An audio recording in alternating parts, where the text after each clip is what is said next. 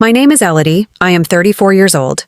I never imagined that a single evening could split my life so cleanly into before and after, yet that is exactly what happened on a warm Sunday night at my mother-in-law's 65th birthday celebration.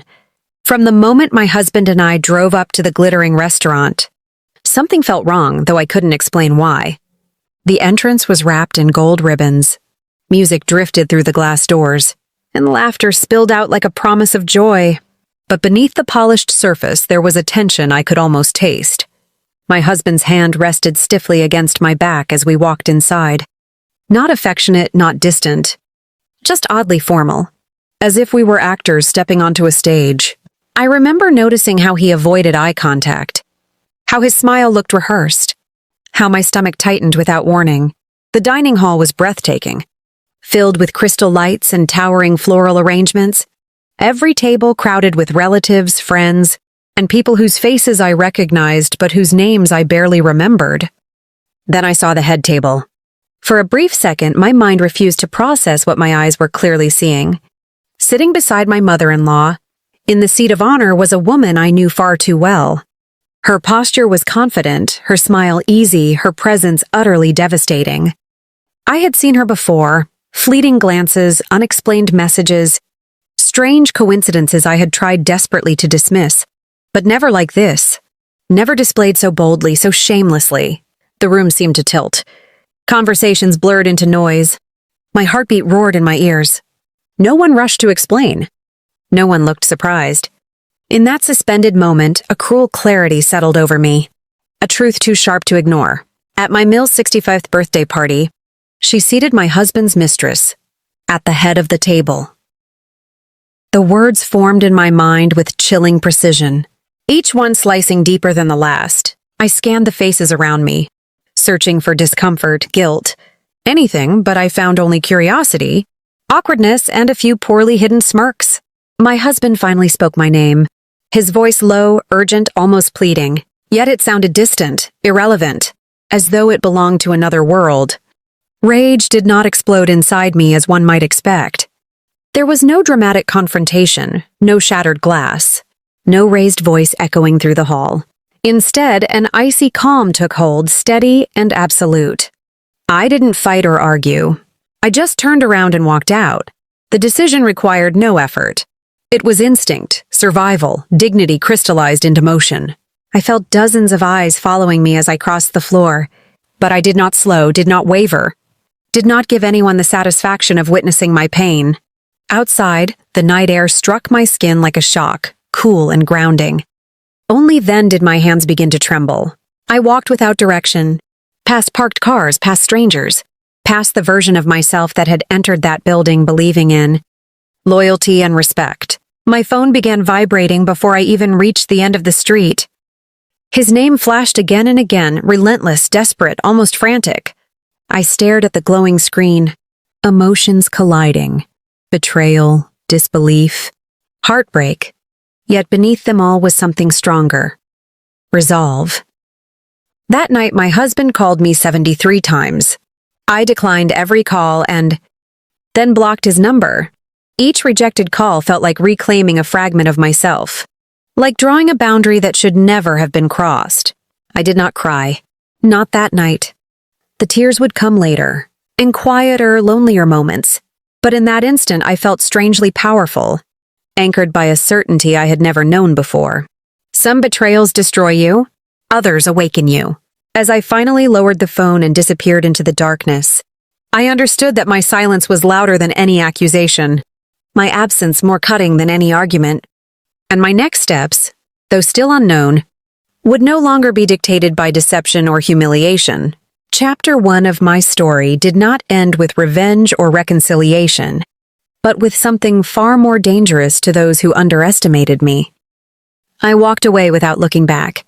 When I woke the next morning, the world looked deceptively normal, sunlight pouring through the curtains as if nothing extraordinary had happened. Yet inside me everything had shifted. Silence filled my apartment, heavy but clarifying, like the pause before a storm breaks. For years I had been a woman who explained, who justified, who tried to smooth discomfort into something manageable. But that morning I felt no urge to reach out. No temptation to unblock the number I had erased from my life only hours earlier.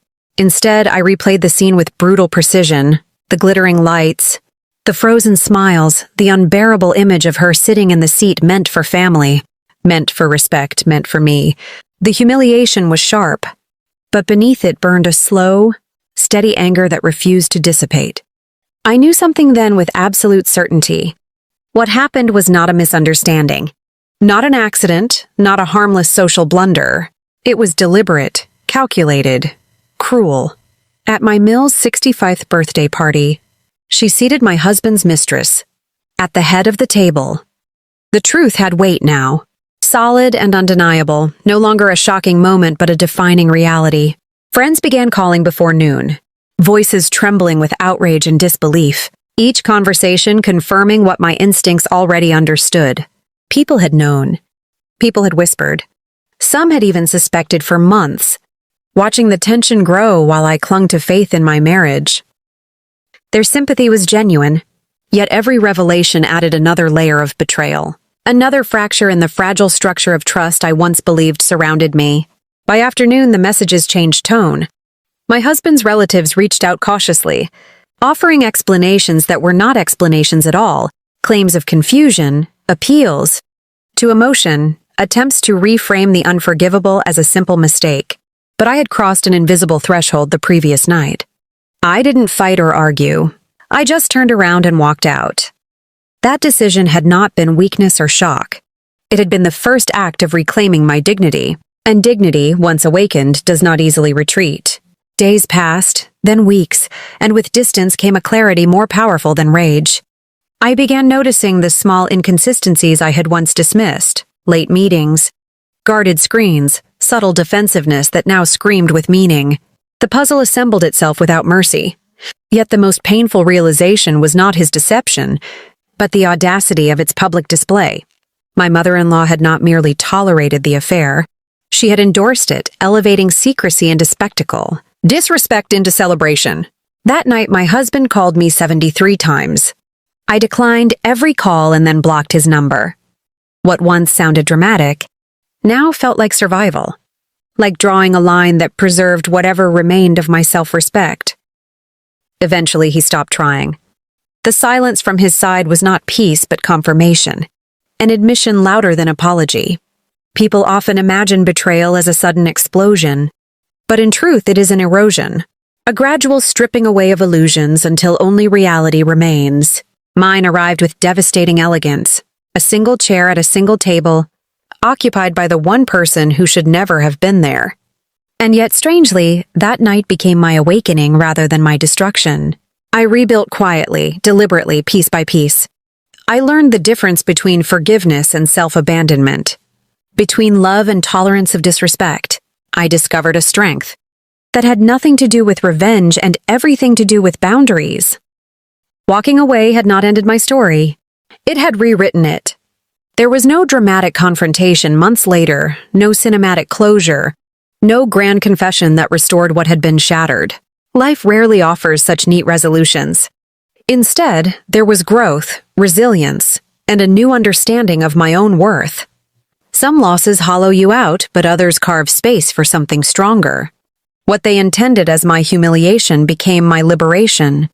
What they expected to break me revealed me. And if there is one truth my experience has etched into me, it is this: the moment you refuse to participate in your own disrespect is the moment your power returns. If my story stirred something in you, if you believe in strength, dignity, and knowing when to walk away, then stay with this journey and be part of a community that understands these battles. Subscribe to the channel, because some stories are not just told, they are survived. And the next one may speak directly to you.